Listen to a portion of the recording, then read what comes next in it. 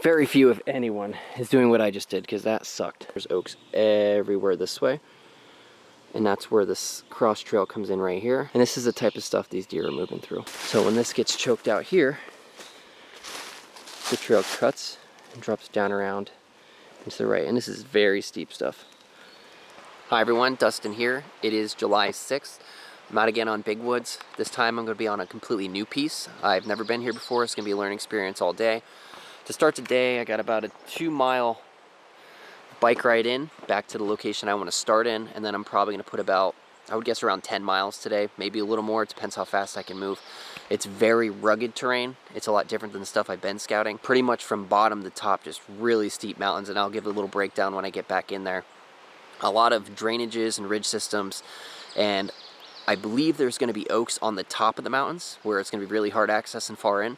So I'm very excited about that. I think we're going to get a lot of age back there, and with the food we should get a lot of more deer, I guess you would say, than average in these areas, and should produce a lot better during the rut if there's more does.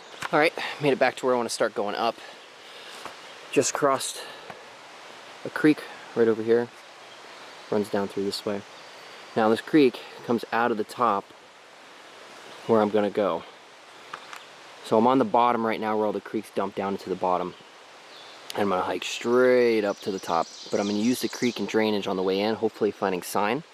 And then where all these sharp points come together, roughly what it is, will be a point here, point coming down there, way out that way, another point coming down there. And these creeks and drainages just come out of the tops like that. So I'm going to work the drainage up, look for any hard crossings, take note of them. I think first thing what I'm going to do is just get on the top of all of these and then just do a big loop all the way around it. That way I can get an idea of what drainage might be better than the other based on sign. I have 4 cameras with me today. I'm definitely going to put all 4 out today. I'm probably going to wish I had more just because this is such a big area I'm going to cover, and I think I'm going to get into a lot of good stuff. If I see anything on the way, I'll update, but likely I'll probably just make it all the way to the top and then start working where the oak edges are. Alright, I'm already into the heart of the drainage. Just to give you an idea how steep this is. This is level ground, and then that is the drainage. It just goes vertical from here. My idea is to work kind of the edge of it, working it this way, just to stay off the super steep stuff. Unless I catch a big trail going up these points, then I'll jump on that. A lot of deer sign already. I'm not even that far in yet, and just beat down trails. There's just doe droppings everywhere. The path running this drainage is just beat down. Like I said, so many tracks and so much deer sign on it. Alright, made it to the top, and that sucked just as much as I imagined it would.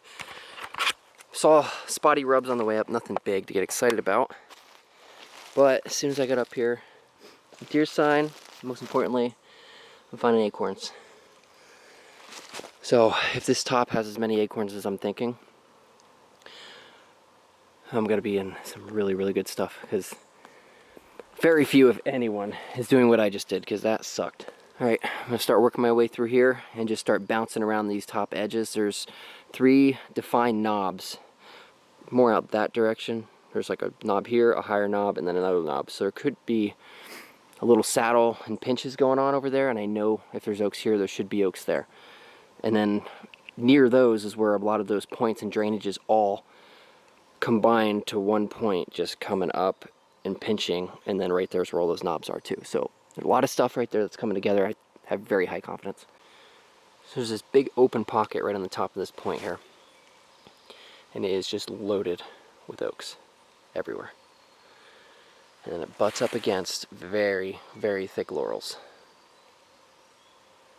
And I can see in those laurels there's oaks everywhere. So this is going to be a dynamite day. I just got to find where all these trails come together and find focus points. I'm not really finding any rubs in this spot, so I'm assuming they're staying more in other areas.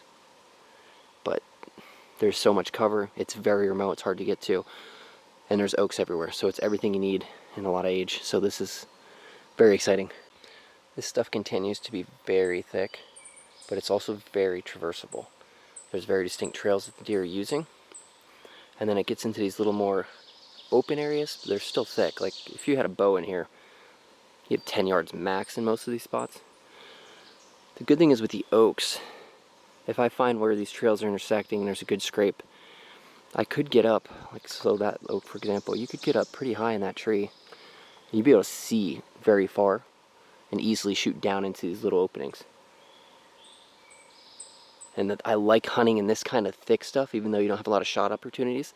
Because if I see a deer 100 yards away, moving through, and he's got a big rack, he's very likely to respond to calling just because he can't see either. So as long as my wind's not at him and I start being aggressive, he's gonna come in most likely. Where in the open terrain, if they can see where you're calling from, they just don't like to. Very confident in this kind of setup for rut. I still have a lot to do today, but if it all looks like this, I'm gonna find that one spot where a lot of this congregates, and there could be 5 different really, really big bucks up here. I haven't seen anything that screams big bucks, but there are old rubs everywhere. So much sign. And then we have paths like this going through the ferns. Now this trail should lead right around where the drainage comes up. So it's gonna be a nice little terrain feature that these deer should funnel around to take the shortest path around to this next little flat point area. And you can see an intersection where they turn and they go right through there. It's just crazy in here. There's got to be a lot of deer.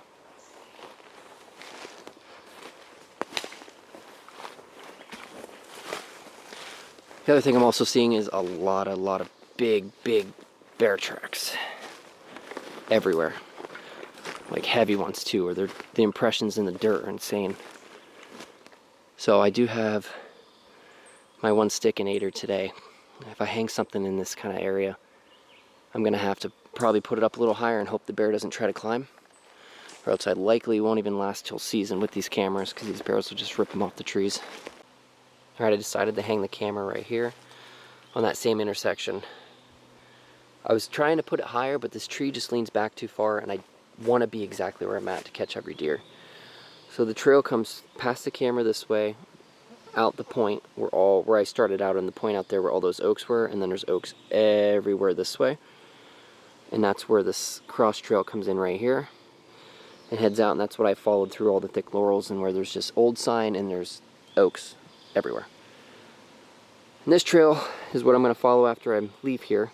This trail is what crosses right on the head of the drainage, and that'll lead me to the second area that I want to check out. This should cover everything on this end and see what's covering, because I can go another 2 miles that direction, 3 miles even maybe, for more ground. So I do want to have a camera on this end just to see what's here and possibly have to focus more that direction to find it. But then I'm going another mile that direction to hit another core area that I'm looking at with all the knobs. And then past that, there's another little ridge system that I think is more overlooked that possibly might have sign as well. So we're going to move on to the next section, but I just couldn't leave this spot without hanging a camera. This is one that I think I would kick myself later that I never put one here. I'm still following these trails.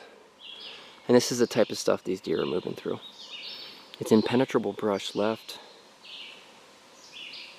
right. Everything is just crazy thick. But I can stand straight up and walk. And it's not that hard. It's just you would not know this is a trail until you started digging in here. So a buck with big antlers could very easily just push through all this stuff like I am. Not have much trouble at all. And you can see how worn it is. The deer are definitely using this specific path just to get back here. Now this leads to a little high knob back here, where I'm expecting to see more bedding sign. Alright, I meandered around the laurels for a little while, and eventually it got choked out. So you can tell specifically where they're definitely going to be feeding on the oaks, just because it's open enough to travel. And then when you get to a certain spot, there was no way to get through it.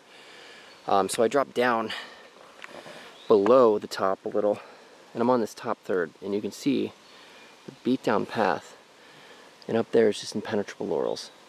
So what they're doing to cross from drainage to drainage area, where it seems to be opened up around the drainage where all the oaks are in the feeding, is they're dropping below the cover and just consistently just following just below the cover. So when this gets choked out here, the trail cuts and drops down around into the right, and this is very steep stuff. So I'm going to just keep following the steep edge all the way around until I hit the next drainage, and I'll probably expect to find the same kind of stuff. I think I see a rub down there. It's hard to tell.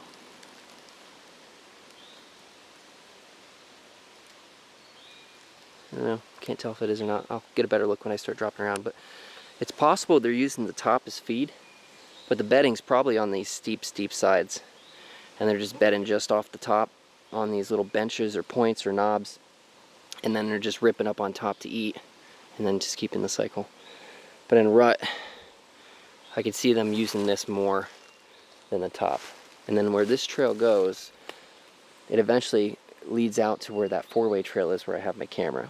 So I'm confident and really happy that I put the camera there, because it seems like they're staying lower rather than running this whole top.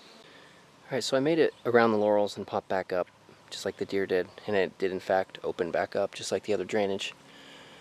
I've seen a lot of doe sign and a lot of feeding sign, but nothing for bucks yet. Everything on every walking trail.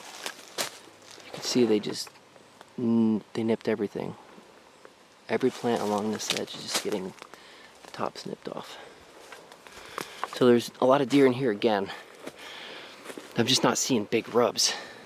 And that's not going to discourage me, because I know there's big buck up here, but as long as I keep locating these doe areas, they should turn on later in the year. Alright, it's about 10:30. I'm going to sit down and take a break.